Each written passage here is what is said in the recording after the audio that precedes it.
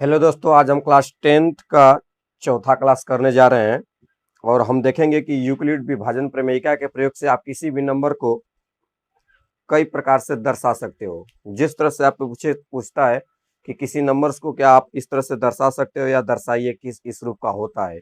इसके पीछे सबसे बड़ा लॉजिक ये है ना कि किसी भी नंबर्स को आप भाज्य बराबर भाजक गुणे भागफल प्लस शेषफल के रूप में आप दर्शा सकते हो। ये एक आंतरिक एक तर्क शक्ति होनी चाहिए, आपको समझने की क्षमता होनी चाहिए। मतलब क्या है?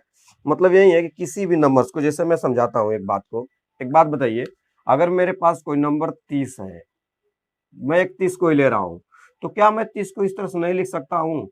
इसमें मैं 7 का अगर भाग दे दूं तो 7 मल्टीप्लाई 4 7 चौका 28, कितना बचा शेषफल? 2 बचेगा। शेषफल कितना बचेगा?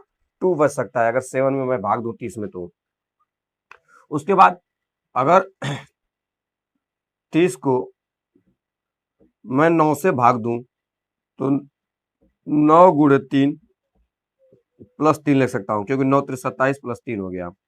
तो मेरे कहने का मतलब यह है कि इस 30 को मैं किसी भी अलग नंबर से डिवाइड करके, किसी भी नंबर को एक अलग नंबर से डिवाइड करके उसके मल्टीप्लाई और ऐड एंड शेषफल के रूप में लिख सकता हूं। यानी मैं इसको भाज्य मानकर किसी भी भाजक से भाग करके इस नंबर के इक्वालिटी के रूल के हिसाब से मैं इस रूप में इसको कन्वर्ट कर सकता हूं। यही बात यहां भी करना है। इसको कैसे करना है? तो हमको बीजगणितीय रूप में करना है, इसलिए थोड़ा सा अलग ढंग से सोचना पड़ेगा।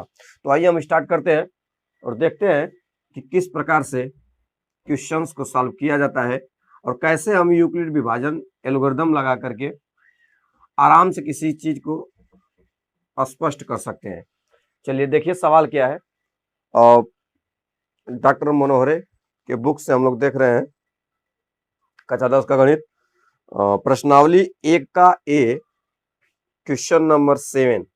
दर्शाइए कि कोई भी धनात्मक विषम पूर्णांक, दर्शाइए कि कोई भी धनात्मक विषम पूर्णांक 6q + 1 या 6q + 3 या 6q + 5 के रूप का होता है, जहां q कोई पूर्णांक है। अब ध्यान से सुनिएगा, q कोई पूर्णांक है। q अगर कोई पूर्णांक होगा तो आप ध्यान से सुनिएगा, पूर्णांक का मतलब क्या होता है? पूर्णांक का मतलब होता है चाहे वो माइनस में संख्या हो, चाहे प्लस में हो, चाहे शून्य हो, इन तीनों में से कोई हो सकता है। पूर्णांक का मतलब ये होता है पूर्ण अंक होना चाहिए बस।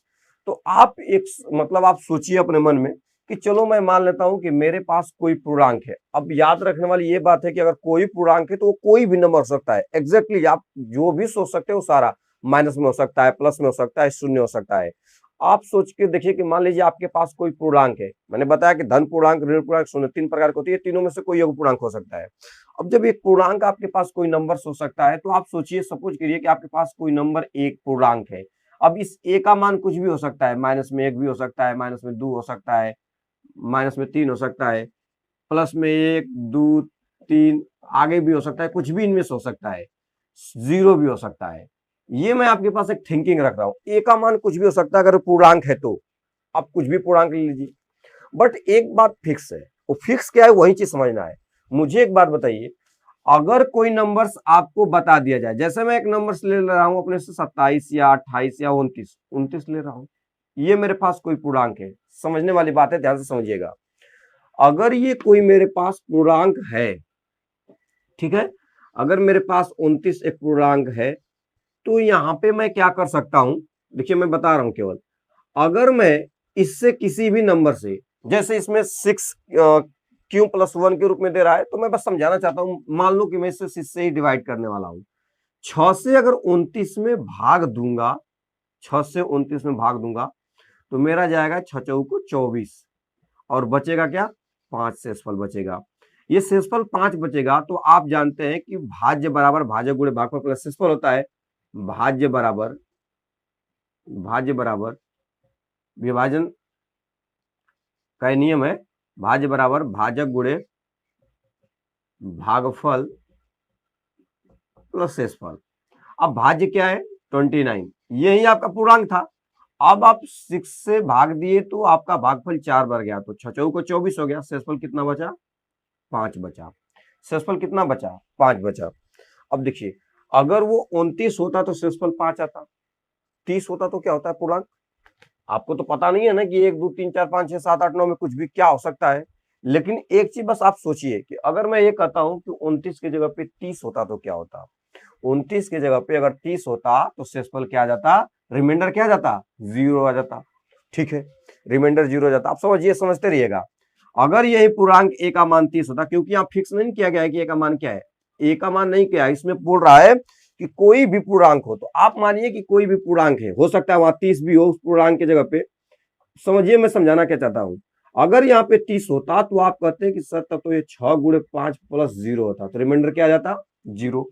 चलो 30 नहीं होता, अगर ये 31 होता तो क्या होता। अगर ये 31 होता तो 6 से अगर डिवाइड करते तो 6 5 जा 30 प्लस 1 होता, 6 गुणे 5 प्लस 1 होता। अगर ये 32 होता तो क्या होता, 6 गुणे 5 प्लस 2 होता। अगर ये 33 होता तो क्या होता, 6 गुणे 5 प्लस 3 होता। अगर यहाँ पे 34 होता तो क्या होता, 6 गुणे 5 प्लस 4 होता। अगर यहाँ पे 35 होता तो क्या होता, 6 गुणे 5 प्लस 5 होता। अगर यहाँ पे 36 होता तो क्या होता, 6 गुणे 6 प्लस 0 होता।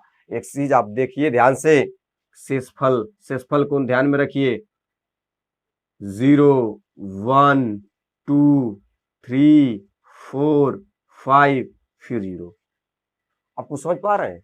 यानी आपको मैं क्या बताना चाहता हूं, किसी भी पूर्णांक में, चाहे वो 30 हो 31 हो 32 हो 40 हो 45 हो 90 हो 100 हो 1 लाख 10 लाख कुछ भी हो, कोई भी पूर्णांक हो, यदि 100 से डिवाइड किया जाएगा तो उसका शेषफल क्या हो सकता है। 6 को किसी भी 6 से किसी भी संख्या में किसी भी पूर्णांक में भाग देकर देखिए, यही तो बताना चाह रहे थे यूक्लिड विभाजन प्रमेयिका में। क्या बताया गया यूक्लिड विभाजन प्रमेयिका में, कि अगर कोई नंबर आपके पास a है और इसे b से विभाजित किया जाए और भागफल q बार जाए और रिमाइंडर r आ जाए, तो यही तो होता है भाज्य बराबर भाजक गुणे भागफल प्लस शेषफल। जहां पे बताया गया कि ये जो रिमाइंडर होता है ये हो सकता है कि 0 के बराबर या 0 से बड़ा हो, किंतु रिमाइंडर जो होता है भाजक से हमेशा छोटा होता है। अगर रिमाइंडर भाजक के बराबर बच जाएगा तो भाग तो चला जाएगा ना, भाग तो चला जाएगा। वही बात यहाँ पे समझना है कि कोई भी पूर्णांक हो, यदि उसे 6 से डिवाइड करेंगे तो उसके द्वारा भाग देने पर किसी भी नंबर में, आप कोई भी नंबर बोल सकते हैं। जैसे मैं 47 लेता हूं, मुझे नहीं पता है क्या आएगा, 6 से भाग देके देखिए, 6 6 7 42, 6 7 42 होगा। यहाँ पे क्या बचेगा, रिमाइंडर 5 बचेगा। आप देखेंगे तो रिमाइंडर 0 1 2 3 4 5 फिर 0 या 5 1 2 3, यानी 0 हो सकता है, 1 हो सकता है, 2 हो सकता है, 3 हो सकता है, 4 हो सकता है, 5 हो सकता है, लेकिन उससे ज्यादा कोई रिमाइंडर नहीं आ सकता। इसका मतलब हम किसी भी नंबर्स को, किसी भी पूर्णांक को अगर 6 से डिवाइड करें तो रिमाइंडर सदैव क्या आएगा, या तो 0 आएगा, या तो 1 आएगा, या तो 2 आएगा, या तो 3 आएगा, या तो 4, या तो 5। उसके बाद फिर 0 1 2 3 4 5, लेकिन 0 से लेकर 5 तक के अलावा कुछ भी नहीं आ सकता है। जैसे 6 से ना भाग दो, 8 से किसी में भाग देंगे तो शेषफल, किसी भी संख्या में 8 से भाग देंगे तो शेषफल कहां तक हो सकता है, 0 से लेकर 7 तक। अगर कोई भी पूर्णांक है, यदि उसमें हम 10 से भाग देंगे तो शेषफल 9 तक आ सकता है, क्योंकि 10 नहीं आ सकता। अगर 10 आता तो वो पूर्ण संख्या कट जाएगा। समझ में आ रहा है। तो यही मैं कहना चाहता हूं कि कोई भी पूर्णांक हो, यदि उसे 6 से आप डिवाइड करेंगे तो आपका रिमाइंडर क्या हो सकता है, 0 1 2 3 4 5। 4 से डिवाइड करेंगे तो 0 1 2 3 हो सकता है, 2 से डिवाइड करेंगे तो केवल 0 1 हो सकता है।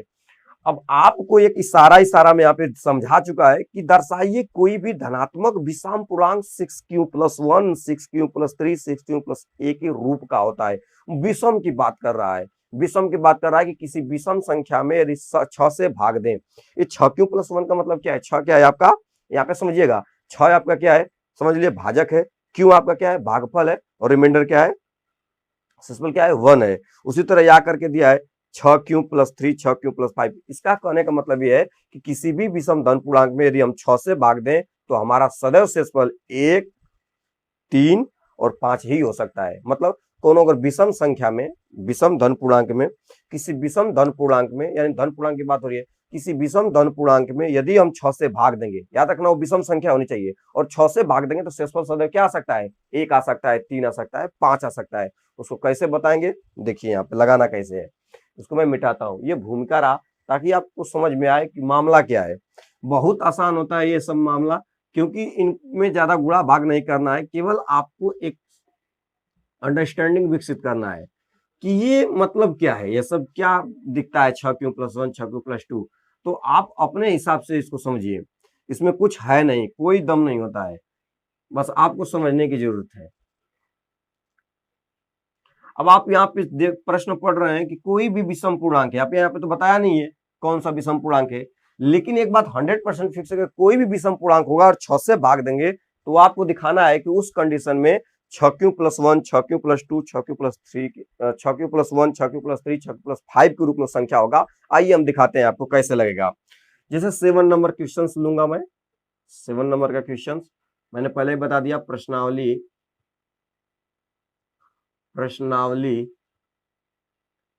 एक का ए चल रहा है, उसका 7 नंबर क्वेश्चन, प्रश्नावली एक का ए का 7 नंबर क्वेश्चन। अब यहाँ पे अब प्रश्न पढ़ चुके हैं, कोई भी अगर विषम धन पूर्णांक है तो आप दिखाइए कि वो 6q+1 6q+3 6q+4 आपके ही होगा, जहाँ क्यू कोई पूर्णांक है। मतलब इस संदर्भ में आपको इसी तरह का हो सकता है, वो आप दिखाए कैसे, जहाँ क्यू कोई पूर्णांक है। अब क्यू अगर कोई पूर्णांक है तो पूर्णांक मतलब होता है यहाँ पे 6q का मतलब कि वहां पे क्यू की जगह पे कोई नंबर हो सकता है, लेकिन 1 3 5 के रूप में होना चाहिए, ऐड के रूप में उसमें। तो समझिए, अगर मैं ये कहूं, मैं मान लेता हूं कि माना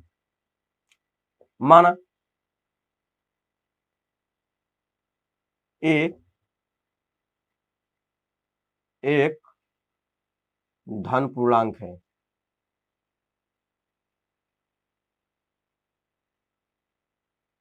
ठीक है। अगर मैं ये कहूं कि मैं मान लेता हूं कि चलो भैया ए कोई एक धन पूर्णांक है, ठीक है, धन विषम पूर्णांक की बात कर रहा है तो धन पूर्णांक की ही मैं बात करूंगा। अब मान लो कि मेरे पास ए एक धन पूर्णांक है, धन पूर्णांक को प्राकृतिक संख्या भी कहा जाता है, आप याद रखिएगा। तो आप मान लीजिए ए की जगह पे 1 2 3 4 5 6 7 डॉट डॉट डॉट डॉट अनंत तक संख्याएं हो सकती है, ए की जगह पे कुछ भी हो सकता है, यही तो समझना है। मैंने कहा कि एक एक माना ए एक धन पूर्णांक है, माना ए कोई एक धन पूर्णांक है,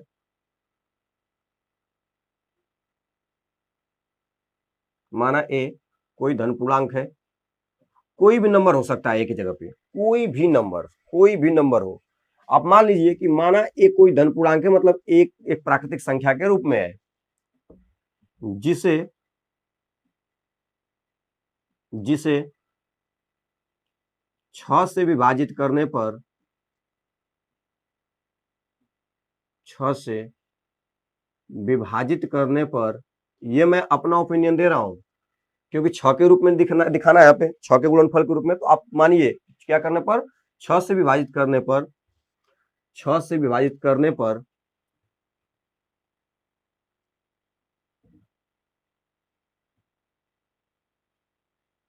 भागफल क्यों पूर्णांक, भागफल क्यों पूर्णांक प्राप्त होता है।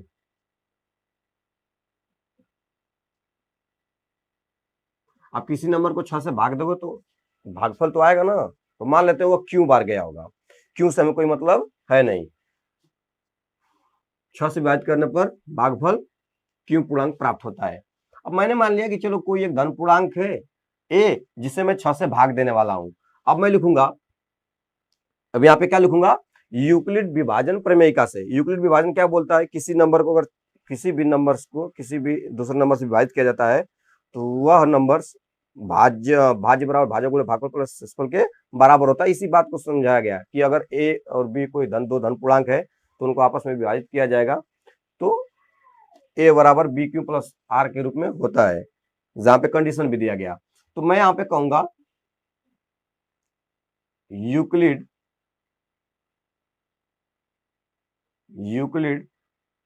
विभाजन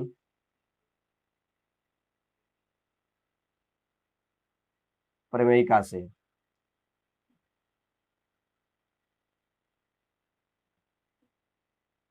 यूक्लिड विभाजन प्रमेयिका से, यूक्लिड विभाजन ने क्या कहा कि अगर ए को किसी दूसरे नंबर से विभाजित करेंगे, तो वहां पे वो संख्या किस रूप में होता है, ए में अगर भाग दे रहा हूं तो ए हमारा क्या हो जाएगा, भाज्य क्या हो जाएगा, भाज्य। जिससे हम भाग देते हैं वह होता है हमारा भाजक, और जितना बार भाग जाता है उसे कहते हैं भागफल, और जितना शेष बचता है उसे कहते हैं रिमाइंडर। तो मैं इससे इक्वलिब्रियम विभाजन प्रमेय के हिसाब से a बराबर 6q प्लस r लिख सकता हूं, क्योंकि मैं a में 6 से भाग दे रहा हूं, a में 6 से क्या दे रहा हूं, भाग दे रहा हूं, और मेरा q बार भागफल जा रहा है और प्लस r लिख रहा हूं। देखिए ये अगर मामला समझ में नहीं है तो समझिए, देखिए मैं क्या कहता हूं।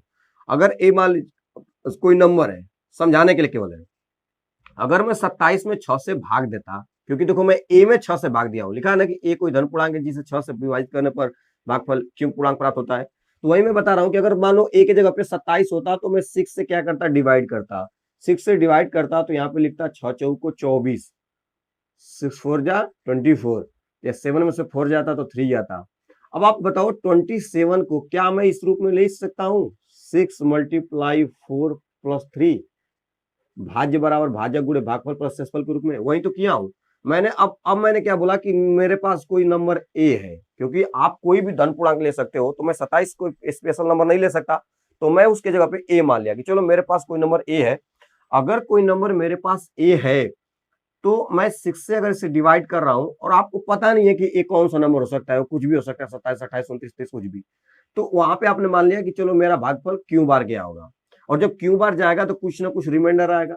रिमाइंडर आएगा कि नहीं आएगा, तो मैंने मान लिया कि रिमाइंडर मेरा आर है। उसी चीज को मैंने लिख दिया 6q प्लस आर, क्योंकि ए से जब मैं ए में 6 से भाग दूंगा तो मेरा क्यू बार भागफल जाएगा, तो 6q प्लस आर के रूप में लिखूंगा, फिर कुछ ना कुछ रिमाइंडर भी बच सकता है। समझ में आ गया। अब यही मैं सिखा रहा था कि अगर 27 की जगह पे कोई भी नंबर हो सकता है तो इसी रूप में होगा, 6q प्लस आर के रूप में, क्योंकि कुछ ना कुछ बार भाग जाएगा। ठीक है, अब आगे देखते हैं। अब यहाँ पे मैंने कहा कि a बराबर 6q प्लस आर। अब आप जानते हैं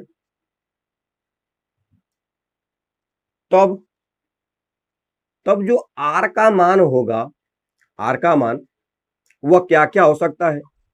आप जानते हैं कि अगर a बराबर bq प्लस r होता है, जहां पे r का मान होता है 0 equal is less than r, और इज लेस देन r का मान जो होता है equal to 0 is greater than r, और इज लेस देन b। मतलब वहां पे क्या बताया गया था कि a अगर भाज्य है, b से भाग दिया जाए, q बार भागफल जाए, रिमाइंडर r आए, तो उस कंडीशन में जो r होता है ना, हो सकता है कि वह 0 के बराबर या 0 से बड़ा हो, किंतु सदैव b से क्या होता है, r का मान छोटा होता है। तो आप यहाँ पे क्या देख रहे हो, तब आप कहोगे यहाँ पे, तब मैं लिख देता हूं, तब r का जो मान होगा हो सकता है वह 0 के बराबर हो। अब आप बताइए शेषफल 0 के बराबर कब होगा, जो नंबर 6 से पूरा पूरा कट जाएगी तो उस कंडीशन में क्या आएगा, शेषफल r आ सकता है। वही बात बताना चाहता हूं कि अगर a का मान 6 से कटने वाला, जैसे 30 हो, 36 हो, 6 के पहाड़ा में हो, तो a का मान 18 हो, 6 हो, ऐसे नंबर्स होंगे तो 6 से पूरा पूरा कट जाएगा, तो उस समय रिमाइंडर 0 बच सकता है, और इसका मतलब 0 बच सकता है तो r का मान 0 हो सकता है। हो सकता है कि वह कटने वाला ना हो, 31 हो, 32 हो, 33, जैसे मैंने यहाँ पे समझाया, तो उस कंडीशन में 0 से बड़ा भी आ सकता है, 1 आ सकता है, 2 आ सकता है, 3 आ सकता है, 4 आ सकता है, 5 आ सकता है, लेकिन 6 से हमेशा क्या आएगा, r का मान छोटा आएगा। तब 0, तब यहाँ पे क्या लिखा है, r का मान जो होगा वो 0 से बड़ा हो सकता है, लेकिन 6 से हमेशा क्या होगा, छोटा होगा।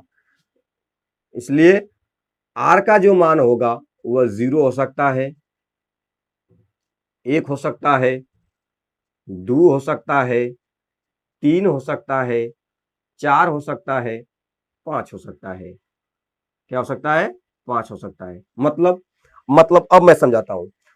मतलब ये है कि अगर किसी भी धन पूर्णांक में अगर आप 6 से भाग दो, धन पूर्णांक मतलब प्राकृतिक संख्या, आप 1 ले लो, 2 ले लो, 3 ले लो, 4 ले लो, 5 ले लो, 6 ले लो, अनंत तक की प्राकृतिक संख्या ले लो, 6 से डिवाइड करके देखना, हर कंडीशन में या तो शेषफल 0 हो सकता है, या 1 हो सकता है, या 2 हो सकता है, या 3 हो सकता है, या 4 हो सकता है, या 5 हो सकता है, फिर 1 2 3 4 5 ही होगा, उससे ज्यादा शेषफल नहीं आ सकता है। 0 1 2 3 4 5 के अलावा कोई शेषफल नहीं। कोई भी संसार का कोई भी नंबर ले लो, कोई भी धन पूर्णांक ले लो, उसे 6 से डिवाइड करो, उस कंडीशन में सदैव शेषफल 0 1 2 3 4 5 आएगा। यही यूक्लिड विभाजन प्रमेय में समझाया गया कि रिमाइंडर का जो सीमा है, लिमिट है, वो क्या चीज है। समझ में आ रहा है। तो अगर आप ये कहते हो कि रिमाइंडर 0 1 2 3 4 5 हो सकता है, तो उस कंडीशन में आप इसको अलग अलग नंबर के रूप में लिख सकते हो। क्योंकि देखो, अगर 0 शेषफल आएगा तो मैंने क्या बोला, 0 शेषफल कब आएगा, जब वह ये a एक मतलब जो आप धन पूर्णांक माने हो सकता है वो 6 है। अगर धन पूर्णांक तुम्हारा ए का मान 6 होगा तो 6 में 6 से भाग दोगे तो पूरा पूरा कट जाएगा, सिर्फ 0 आएगा कि नहीं आएगा।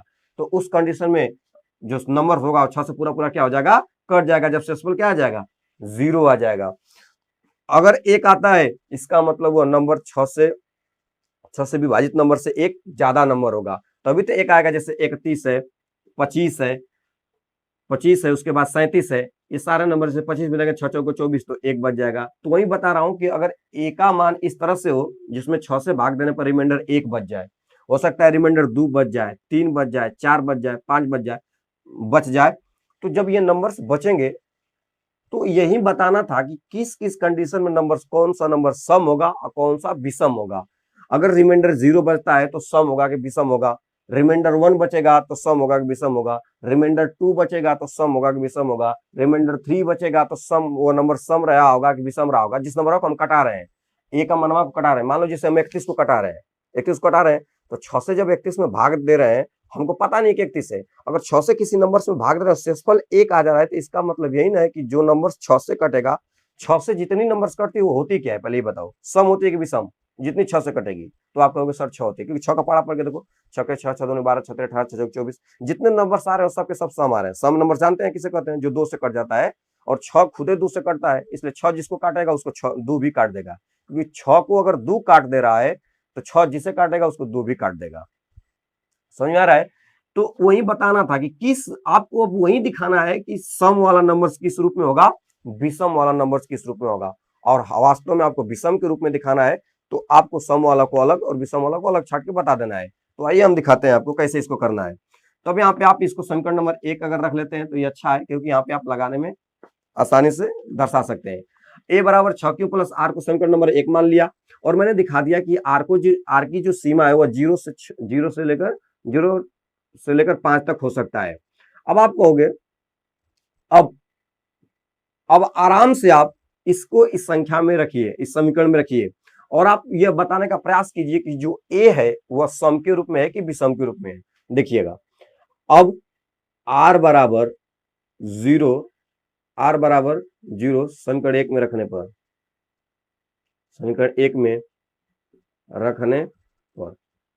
जैसे मैं r बराबर 0 रखूंगा तो मुझे क्या मिलेगा, a बराबर 6q plus are, 6q plus are की जगह पे क्या हो जाएगा 0। मतलब यही है कि 6 से जब मैं a में भाग दिया तो मेरा भागफल q बार गया, लेकिन रिमाइंडर क्या आ गया, 0 आ गया। रिमाइंडर जब 0 आएगा तो 6q में अगर 0 जोड़ेंगे तो क्या होगा, 6q ही होगा। a बराबर 6q आ गया। अब आपको बताना है कि ये 6q क्या है। 6q का अगर मल्टीप्लाई किया जाए, q का कोई भी नाम मान हो सकता है क्योंकि पूर्णांक है, q एक पूर्णांक है, तो q और माइनस में प्लस में कुछ भी हो सकता है। लेकिन आपको ये बताना है कि 6 और q का आपस में जब गुणा किया जाएगा तो गुणनफल सम के रूप में आएगा कि विषम के रूप में, यही है, यही अंडरस्टैंडिंग है कि आप थिंक करके बताओ क्या हो सकता है 6q का मान, सम संख्या होगा कि विषम संख्या। तो आप कहोगे सम होगा। 6 में किसी संख्या से, संसार का कोई भी नंबर, उसमें 6 का गुणा करके देखिए, सदैव क्या मिलेगा, सम मिलेगा। सदैव क्या मिलेगा आपको, सम संख्या मिलेगा। क्यों मिलेगा सम, क्योंकि आप एक चीज जानते हैं, किसी भी नंबर्स में अगर 2 का गुणा किया जाए तो वह सम संख्या में बदल जाता है। किसी भी संख्या में 2 का गुणा किया जाए तो किसमें बदल जाएगा, 6 में। अरे सम में कैसे, सम कैसे हो सकता है, क्योंकि 2 से जो संख्या कटती है वही तो सम है। किस नंबर में 2 का गुणा कर देंगे तो 2 से कट ही नहीं जाएगा, यही तरीका है। अब ये 6 से गुणा करने पर कैसे सम हो जाता है, क्योंकि 6 में भैया 2 गुणे 3, इसमें 2 छिपा है। तो वास्तव में आप 6 से किसी संख्या में गुणा कर रहे हैं तो उसमें 2 से भी गुणा कर पा रहे हैं। और मैंने कहा ना किसी भी नंबर्स में 2 का गुणा कर दीजिए, वह किसमें बदल जाएगा, सम में, क्योंकि सम का परिभाषा होता है जो 2 से कट जाए वो सम संख्या है। और जिसमें 2 का गुणा कर, जिसमें 2 का गुणनफल छिप जाएगा वो तो कटबे न करेगा, क्योंकि वही संख्या उस किसी संख्या से कटती है जिसमें उसका गुणनफल छिपा हो। तो अगर 6 से किसी भी नंबर में गुणा कर दिया जाएगा तो वह कैसा संख्या होगा, सम पूर्णांक होगा। तो धन पूर्णांक अगर माने हो तो सम धन पूर्णांक लिखेंगे।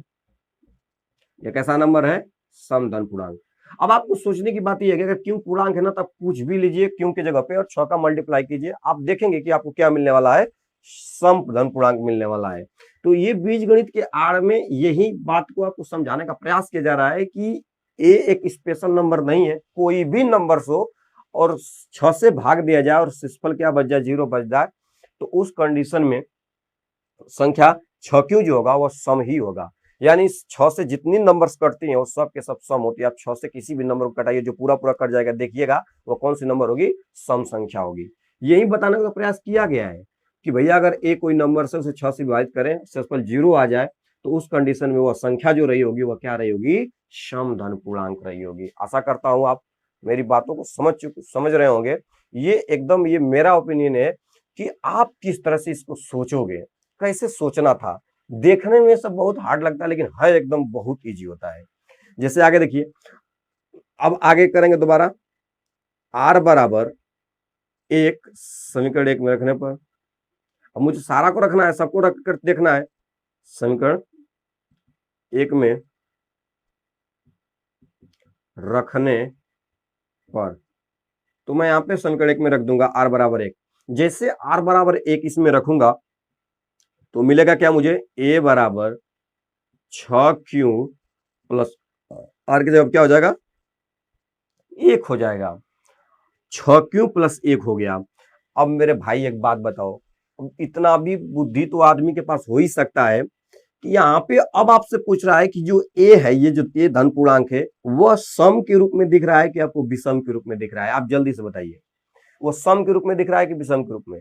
तो भाई साहब यदि 6q एक सम संख्या है, पहले ही आप बता चुके हैं कि 6q क्या है, एक सम धन पूर्णांक है, और किसी भी सम नंबर में एक जोड़ दोगे तो वह किस में बदल जाएगा, विषम में, क्योंकि सम के अगला विषम होता है। सम का क्रमागत अगला नंबर, अगला प्राकृतिक संख्या क्या होती है, विषम होती है। किसी भी सम में एक जोड़ दीजिए, जैसे 6 एक सम संख्या है, उसमें एक जोड़ दीजिए, 7 हो गया, विषम हो गया कि नहीं। 10 एक सम संख्या, उसमें एक जोड़ दीजिए, 11, विषम हो गया कि नहीं।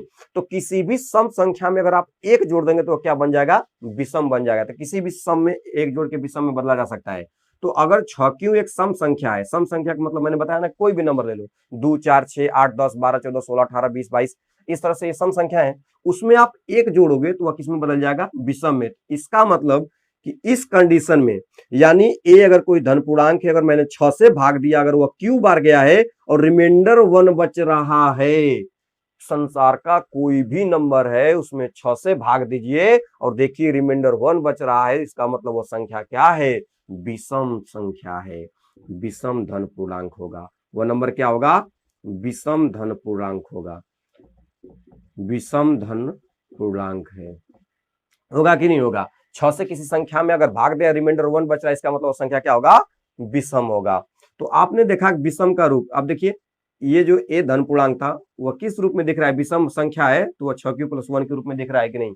पहला वाला कंडीशन देख लीजिए, सिद्ध होगा कि नहीं कि 6q प्लस 1। अब दिखाइए कि कोई धनात्मक विषम पूर्णांक 6q plus 1, 6q plus 3, 6q plus 5। अभी तो हमने केवल 6q प्लस 1 दिखाया है और आपको बता दिया कि देखो ये विषम धन पूर्णांक होता है। एकदम बेसिक तरीका से आपके दिमाग में एकदम उस चीज को मैंने बैठाने का प्रयास किया।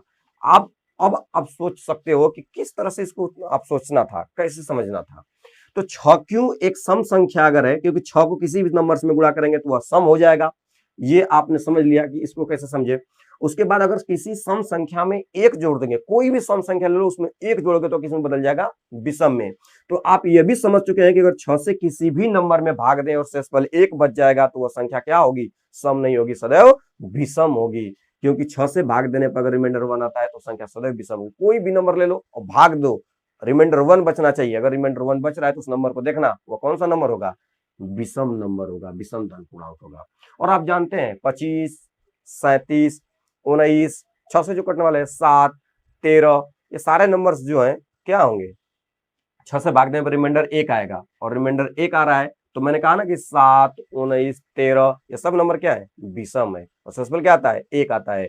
तो किसी भी धन पूर्णांक में अगर 6 से आप भाग देते हो रिमाइंडर 1 आता है तो इसका मतलब यही है कि वह नंबर्स जो होगा वह क्या होगा, विषम धन पूर्णांक होगा। क्या होगा, विषम धन पूर्णांक। टाइम लग रहा है लेकिन आपके दिमाग में सीधे ठोक रहा हूं ताकि आप आज के बाद कभी भी ऐसे सवालों को एक दूसरे नजरिए से मत देखिए कि ये सवाल किस टाइप का है। ये सवाल बहुत बेहतर और बहुत ढंग का है, केवल सोचने समझने की बात है। तथा अब मैं कहूंगा कि r बराबर 2 समीकरण 1 में रखने पर, अगर मैं r बराबर 2 समीकरण 1 में रखता हूं, केवल कंडीशन समझना है। अगर मान लो कि आपने 6 से भाग दिया, ये r बराबर 2, r बराबर क्या मतलब वही है कि 6 से आप किसी धन पूर्णांक में भाग दे रहे हैं तो अगर रिमाइंडर 2 बच रहा है तो आप जैसे 2 बच रहा है तो a बराबर क्या दिखेगा, तो 6 का भाग दिया, q बार भागफल गया और रिमाइंडर मान लो मेरा 2 आ गया। रिमाइंडर क्या आ गया, 2 आ गया। तो इस कंडीशन में अब आपको बताना है कि 6q प्लस 2 जो होगा वह कौन सी संख्या होगा, सम धन पूर्णांक होगा कि विषम धन पूर्णांक होगा। सम धन पूर्णांक होगा कि विषम धन पूर्णांक। ये a जो है, a में अगर मैं 6 से भाग दूं और रिमाइंडर 2 आ जाए, a में अगर 6 से भाग दूं रिमाइंडर 2 आ जाए, क्योंकि रिमाइंडर पे ही संख्या आधारित है। रिमाइंडर से ही आप बता सकते हो कि संख्या सम है कि विषम है। जैसे आपने देखा, तो अगर रिमाइंडर 2 आ रहा है भाई, तो संख्या क्या है, संख्या हो क्या होगा, सम होगा कि विषम होगा। तो देखिए, आपने देखा कि 6q एक सम धन पूर्णांक है। 6q अगर एक सम धन पूर्णांक मतलब सम संख्या है 6q, उसमें आप 2 जोड़ दीजिए। तो मेरे कहने का मतलब किसी सम संख्या में आप 2 जोड़िए। क्या ये 6q क्या है, सम संख्या, प्लस 2 का मतलब सम संख्या में 2 जोड़ रहे हैं। संसार का किसी भी सम संख्या में 2 जोड़ के देखिए, अगला भी क्या मिलेगा, सम संख्या मिलेगा। तो किसी सम संख्या में 2 जोड़ने पर सदैव क्या मिलता है, सम संख्या ही मिलता है। तो हम इसे कहेंगे सम धन पूर्णांक। इसे क्या कहेंगे, सम धन पूर्णांक कहेंगे। तो आराम से आप बता सकते हो कि यदि एक कोई धन पूर्णांक है और उसे 6 से डिवाइड कर रहे हैं, तो उस कंडीशन में शेषफल क्या आ रहा है, 2 आ रहा है, तो वह सदैव क्या होगा, सम धन पूर्णांक। अब आप देख लीजिए, 14 में अगर 6 से भाग देंगे तो रिमाइंडर क्या आएगा, 2। 14 क्या है बताइए, सम संख्या है। फिर देखिए 20 ले लीजिए, 20 में अगर 6 से भाग दूंगा तो रिमाइंडर क्या आएगा, 2 आएगा। 20 क्या है, सम संख्या है। तो मतलब मैं जो नंबर्स ले रहा हूं उसे पूर्णांक के रूप में ले रहा हूं, एक जगह पे जैसे मैंने 32 ले लिया। अब 32 लिया तो 32 में अगर मैं 6 से भाग दूं तो रिमाइंडर क्या आएगा, 2 आएगा। तो बताइए 32 क्या है, सम संख्या। यानी यही मेरे कहने का मतलब है कि कोई भी नंबर्स लीजिए, उसे 6 से डिवाइड करिए और उस कंडीशन में यदि शेषफल क्या बचता है, यदि शेषफल 2 बचता है किसी भी संख्या में 6 से भाग देने पर, तो वह जो संख्या होगी जिसमें हम 6 से भाग दे रहे हैं वह क्या होगी, सम होगी। यानी a 6q प्लस 2 के कंडीशन में क्या होगा, सम धन पूर्णांक होगा, सम धन पूर्णांक होगा। तो आई होप कि आप इस बात को समझ पा रहे होंगे। अब मैं कहूंगा कि r बराबर 3 समीकरण 1 में रखने पर, अब मैं r बराबर 3 समीकरण 1 में रख लेता हूं। जैसे समीकरण 1 में रखूंगा, मैं काला पेन का यूज कर लेता हूं। समीकरण 1 में रखने पर, तो 1 में रखूंगा तो मुझे मिलेगा a बराबर 6q प्लस r के जगह पे क्या हो जाएगा, 3 हो जाएगा। r के जगह पे क्या हो जाएगा, 3 हो जाएगा। अब आपको बताना है कि अगर 6 से किसी संख्या में, अब सोचिएगा कोई भी नंबर से कोई भी धन पूर्णांक है, उसमें 6 से भाग दे रहे हैं और रिमाइंडर 3 आ जा रहा है, तो बताइए वह पूर्णांक जो होगा जिसमें 6 से भाग देने पर रिमाइंडर 3 आ रहा है, वो संख्या क्या होगी, वह धन पूर्णांक होगी, सम धन पूर्णांक होगा कि विषम धन पूर्णांक।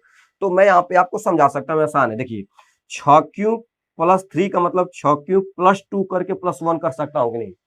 जैसे 6q प्लस 3 है तो मैं इसको इस तरह भी लिख सकता हूं, 6q प्लस 2 प्लस 1।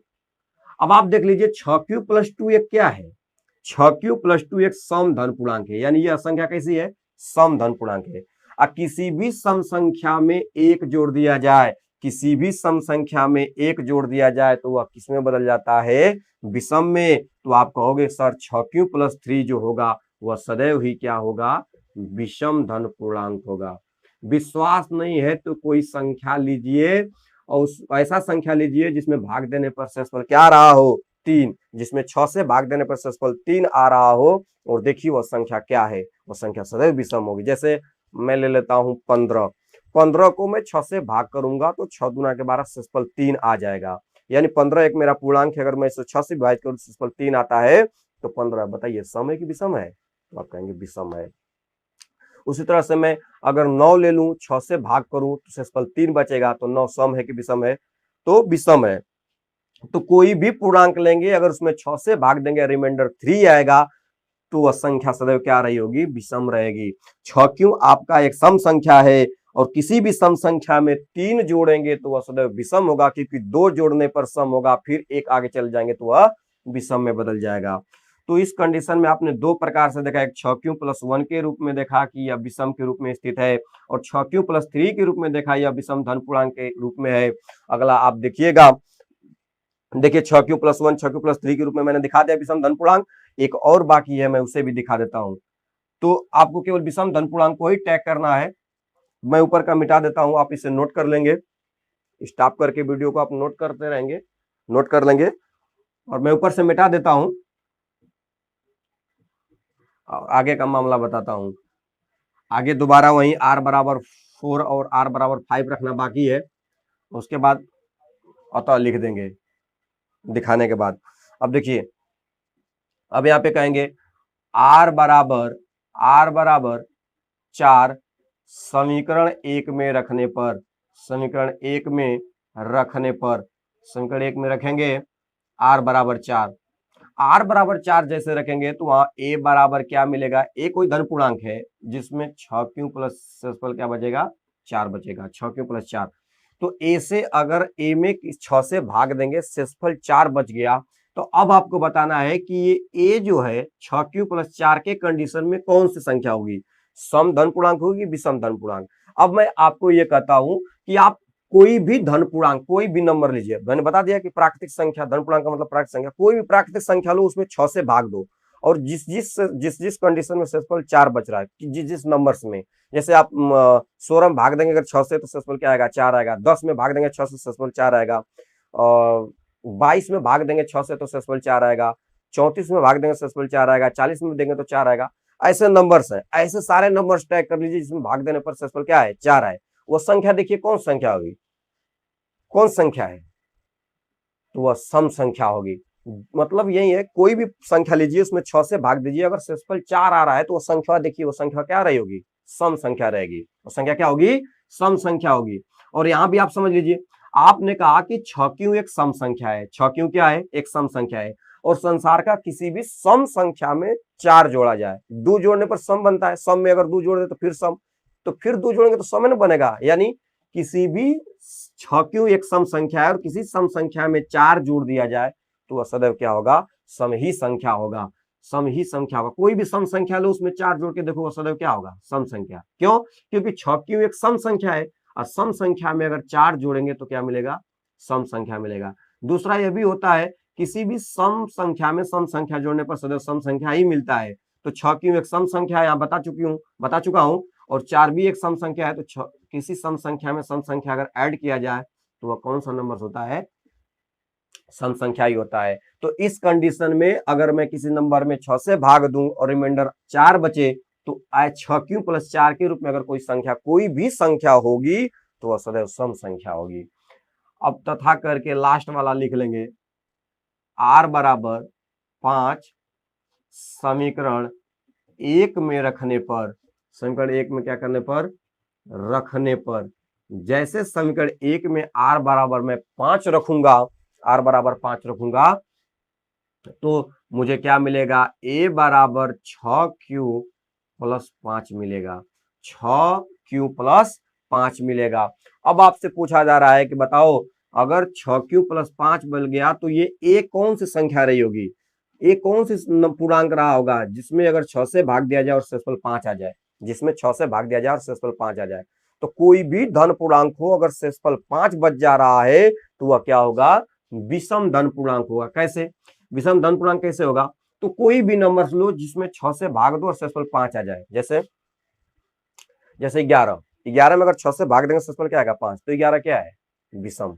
जैसे ले लो 17 में अगर 6 से भाग देंगे तो शेषफल क्या आएगा, 5, यानी 6 से 17 में भाग दे रहे हैं तो शेषफल 5 आ रहा है। तो जिस जिस कंडीशन में, जिस जिस संख्या के लिए 6 से भाग देने पर 5 शेषफल बचेगा, वो सारा का सारा नंबर एक विषम ही होगा। जैसे 35 में 6 से भाग देंगे शेषफल 5 आएगा। ले लीजिए 23, 6 से भाग देंगे शेषफल 5 आएगा। तो ये जो 23, 37 कर रहा हूँ, 35, 23, 17 क्या है, एक विषम संख्या है। दूसरा बात यह भी है, अगर 6q आपने कहा कि सम पूर्णांक है, किसी सम पूर्णांक में अगर आप क्या जोड़ेंगे, 5 जोड़ेंगे, किसी भी सम धन पूर्णांक में अगर आप 5 जोड़ के देखिए, किसी भी नंबर सम में 5 जोड़ दीजिए, किसी सम में 5 जोड़िए, क्या मिलेगा, सदैव विषम ही मिलेगा। और एक सम एक विषम को अगर जोड़ दिया जाए तो सदैव क्या मिलेगा, आपको विषम ही मिलेगा। एक सम और एक विषम को जोड़ दिया जाए तो 6q सम है, 5 एक विषम है, इनको जोड़ेंगे तो क्या मिलेगा, विषम धन पूर्णांक मिलेगा। तो यहाँ पे आप ये भी समझ गए कि 6q प्लस 5 के रूप में कोई नंबर क्या होता है, विषम धन पूर्णांक। अतः अब देखिए आपने क्या देखा कि 6q प्लस 1 के रूप में कोई नंबर है तो वह सदैव विषम धन पूर्णांक होगा। 6q प्लस 3 के रूप में अगर कोई नंबर है तो सदैव विषम धन पूर्णांक होगा। और 6q प्लस 5 के रूप में भी कोई नंबर होगा तो वह क्या होगा, विषम धन पूर्णांक हुआ। तो आप कहेंगे अतः उपर्युक्त से स्पष्ट है कि